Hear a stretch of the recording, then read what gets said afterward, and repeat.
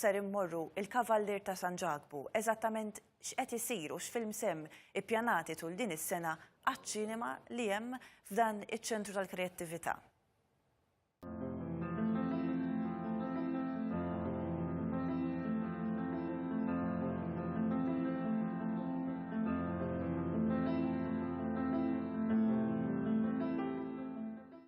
Nar il-ħadd 25 ta' Jannar f'Moscow ser tittella l-ballet tant magħrufa Swan Lake. Performance li issa nistgħu nesperjenzaw live minn ġewwa ċ-ċinema tal-Kavallier ta' San Ġagbu fil-Belt Valletta. Din hija biss performance waħda minn ħafna li nistgħu naraw live. X'għandu ppreparata lina il-Kavallier ta' San Ġagbu għal dawn il-ġimgħat li ġejjin? Dis-sena, ġifieri bi pjaċir ngħid li St. James Cavalier għandu ir-rights biex juri l-produzzjonijiet tal-Bolshoi. Il-Bolshoi ġifieri nitkellmu fuq waħda mill-aqwa kumpaniji tal-balè u apparti issadna kif orejna Swan Lake, issa għandna żewġ screenings oħra interessanti waħda minnhom hija ta' love story eterna nistgħu ngħidu Romeo and Juliet li hija ħatettella terġa' mill-kumpanija tal-Bolshoi u mbagħad għandna wkoll iktar tard biċċa ta' xogħol li hija interessanti ħafna Van the Terrible li hija biċċa xogħol iktar ġdida min-naħa tal-Bolshoi imma ta' interess kbir.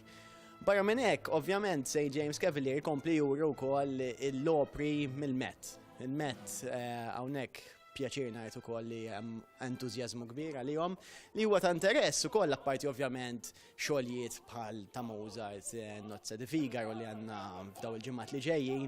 Huwa ta' interess li nies li qatt ma ġew hawnhekk fl-intervalli ta' dawn l-opri jkunu jistgħu jaraw kif ittellaw u kif saru l-proċess ħieħ ta' kif saru dawn ix-xogħlijiet. Hemm investiment kbir apparti ta' flus anke ta' nies u tara hemmhekk il-proċess ta' set design tal-interviews li jsiru ġifier bejn latti differenti in-nies ikunu jistgħu jitlu jieħdu din il-view differenti ta' daw ix-xogħlijiet. Li żewġ highlights imma interessanti ħafna li nirrakkomandhom għall-ispettaturi tagħna huma tnejn. Waħda hija opra biċċa xogħol tajba ħafna ta' Arthur Miller li kombinazzjoni niċċelebraw 10 snin mill-mewt tiegħu fi frar li hija biċċa xogħol The Crucible li hija iktar ta' interess għalina l-Maltin hija naħseb għax waħda mill-partijiet prinċipali għandna l-attriċi Marama Corlett li hija Maltija li kellha suċċess kbir b'din il-produzzjoni u minnha tintażel ukoll f'ċertu blockbusters ta' films tajbin ħafna.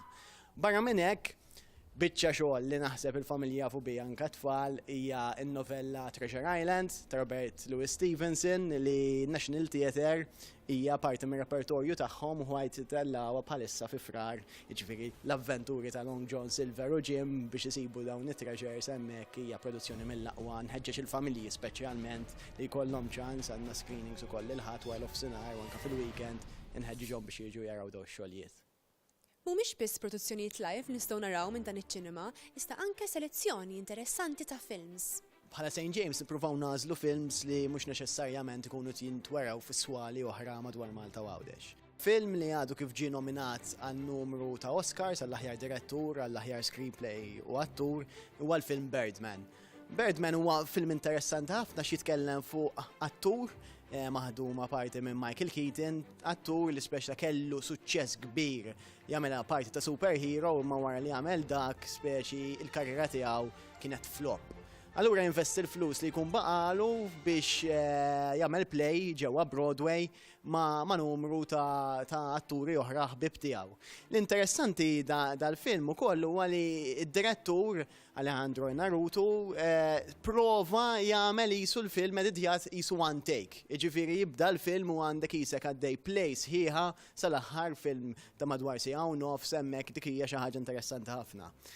Film ieħor li huwa kemm xejn differenti huwa Big Eyes. Big Eyes huwa film ġdid tad-direttur renomat Tim Burton li jitkellem fuq żewġ artisti li kienu renomati ħafna, The Kings, naħseb hekk in-nies jiftakru f'dawk il-pitturi ta' tfal, speċjalment tfal bajnejhom veru kbar, magnified, dik kien hemm kwistjoni sħiħa dak iż-żmien bejn din il-koppja Walter u Margaret Keane.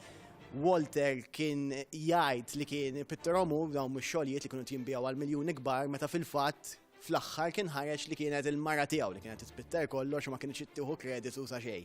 Kien hemm kawża kbira insomma ma tara f'dan il-film il-perspettiva u din l-istorja interessanti mill-għajnejn ċinematografiki ta' direttur renomat Tim Burton. St. James Cavalier nipprova nġibu films li mhux neċessarjament ikunu jintweraw fiswali oħra, speċjalment art films, film Ewropej, jew films li jkunu iva ġejjin minn Hollywood jew mill-Ingilterra ma jkunux the mainstream films, ġifieri inħeġġeġ anke l-ambjent ta' ċinema ġewwa St. James huwa ċinema żgħir ħafna u esperjenza fih innifsu li tiġi tara film tadattiv.